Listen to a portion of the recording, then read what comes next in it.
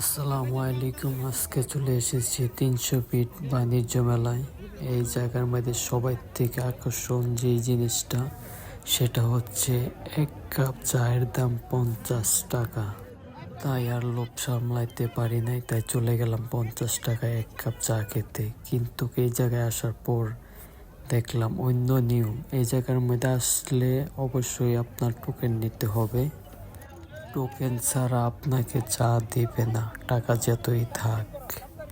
তাই আসলে অবশ্যই আগে থেকে টোকেন নিয়ে নেবেন 50 টাকা দিয়ে। আর এটা যার চা, এটা কিন্তু সে বাংলাদেশের ফেমাস একজন ব্যক্তি, তাকে এক নামে সবাই চেনে।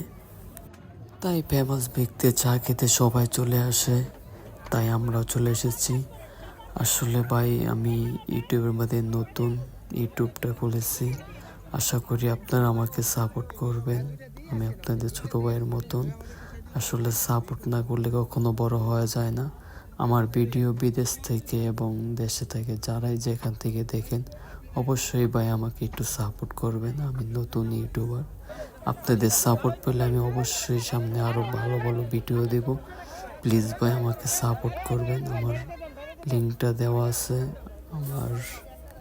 আমার চ্যানেলটাকে সাবস্ক্রাইব করে দিবেন, লাইক করে দিবেন ভাই।